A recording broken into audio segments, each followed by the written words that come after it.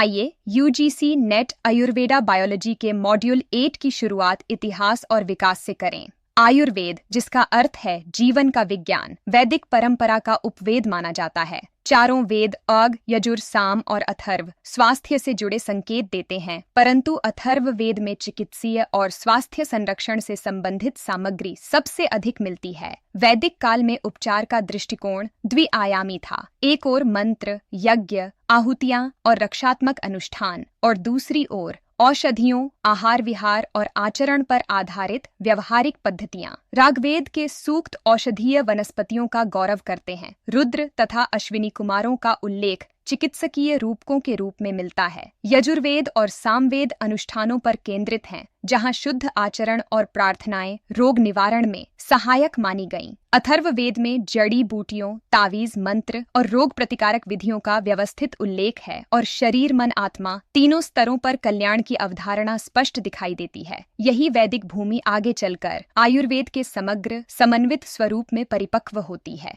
परंपरा के अनुसार सृष्टिकर्ता ब्रह्मा ने आयुर्वेद का संकल्प किया, जो दक्ष प्रजापति और इंद्र के माध्यम से भरद्वाज तथा आत्रेय तक पहुंचा। आत्रेय के प्रमुख शिष्यों अग्निवेश, बेला, जटुकर्य और हरित ने अपने अपने तंत्र संकलित किए।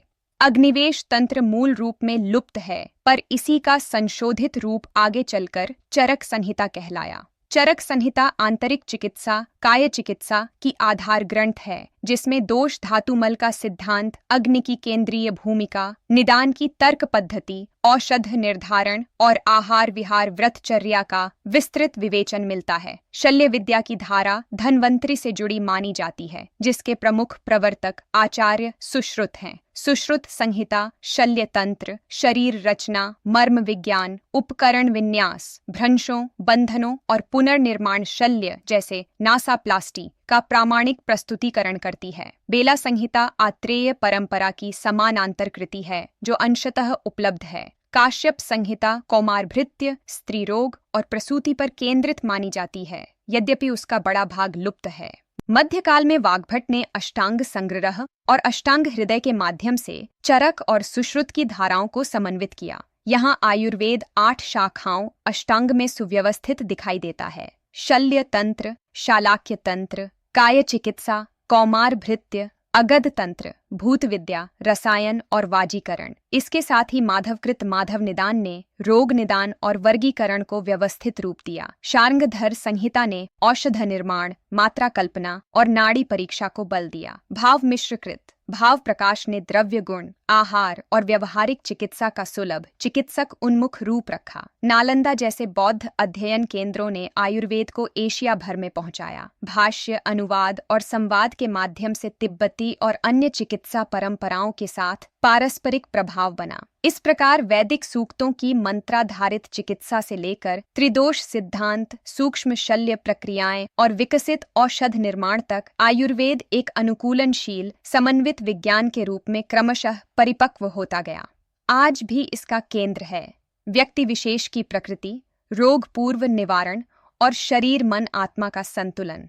अब आयुर्वेद की प्रमुख विद्यालय या परंपराओं को समझते हैं। आत्रेय परंपरा चिकित्सा विज्ञान की धारा है, जिसमें आंतरिक रोगों का निदान, सम्यक रोग संप्राप्ति, आहार विहार, द्रव्य गुण और चिकित्सोपक्रमों का विकास हुआ। अग्निवेश तंत्र, बेला संहिता और आगे चलकर चरक संहिता इसी धारा के मूल स्तंभ हैं। दूसरी ओर धन्वंतरि परंपरा शल्य विज्ञान की धारा है, जिसके शिरोमणि सुश्रुत हैं। यहाँ विच्छेदन आधारित देह रचना, मर्मों की सूक्ष्मता, उपकरण विन्यास और पुनर्निर्माण शल्य का अद्भुत मानकीकरण मिलता है। इन दोनों मूल धाराओं से आयुर्वेद का अष्टांग विभाजन फूला फला काय चिकित्सा, शल्य, शालाक्य, कौमारभृत्य, भूत विद्या, अगध, रसायन और वाजीकरण, जिससे बाल स्वास्थ्य, स्त्री स्वास्थ्य, विष चिकित्सा, मानसिक आरोग्य, पुनर्यौवन और वृश्च चिकित्सा जैसे विशिष्ट क्षेत्रों में गहन विशेषज्ञता विकसित हुई। वाग्भट की कृतियों ने इन धाराओं को एकीकृत पाठ्य रूप दिया।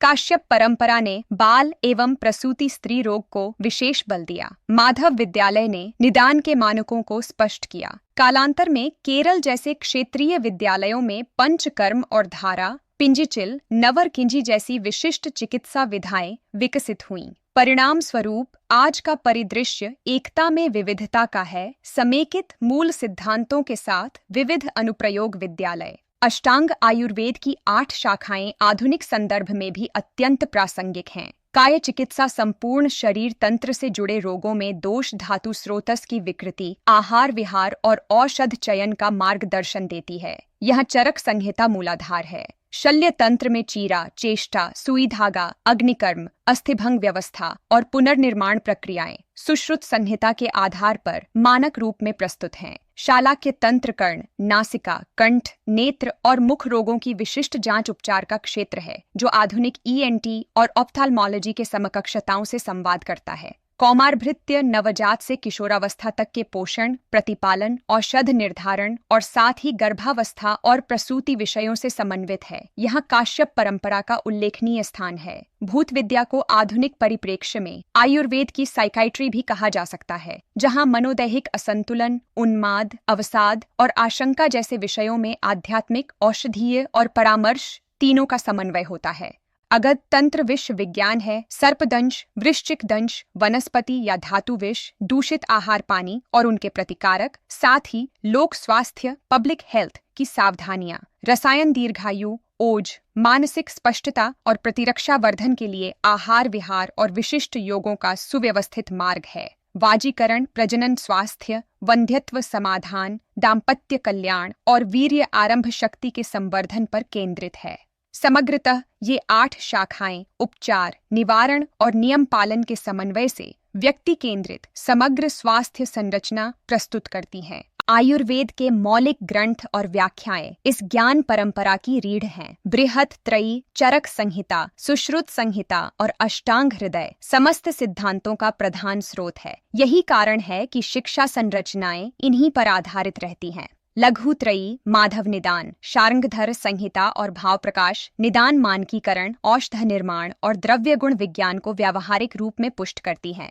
इनके अतिरिक्त बेला, हरित और काश्यप संहिताएं परंपरा के विभिन्न पक्षों को पूरक बनाती हैं। टीकाकारों जैसे चक्रपाणि दत्त, डलहन, अरुण दत्त और हेमाद्रि ने संक्षिप्त श्लोकों की मीमांसा कर उन्हें चिकित्सकीय उपयोग में आने योग्य बनाया। स्थानीय द्रव्यों, नए पर्यायों और समसामयिक रोग चित्रों को जोड़कर परंपरा को जीवित रखा। इसी सतत व्याख्या प्रवाह के कारण आज भी आयुर्वेद शिक्षण और क्लिनिकल प्रैक्टिस में सुसंगत, प्रामाणिक और समकालीन बना हुआ है। निघंटु और कोश की भूमिका भी अत्यंत महत्वपूर्ण है। निघंटु औषध द्रव्यों, वनस्पति, खनिज, पशु उत्पाद के पर्याय, गुण, वीर्य, विपाक, कर्म, प्रयोग और वर्जनाओं का संकलन प्रस्तुत करते हैं, जैसे धन्वंतरि निघंटु, राज निघंटु, कयदेव निघंटु और भाव प्रकाश निघंटु। कोश ग्रंथ आयुर्वैदिक पदावली, परिभाषाएं और सैद्धांतिक संज्ञाएं स्पष्ट करते हैं, जिससे शास्त्रीय श्लोकों की समझ में एक रूपता आती है। आधुनिक शोध में भी निघंटु वनस्पति परिचय, वैज्ञानिक नामों के मिलान और द्रव्य गुण के सत्यापन में सेतु का काम करते हैं,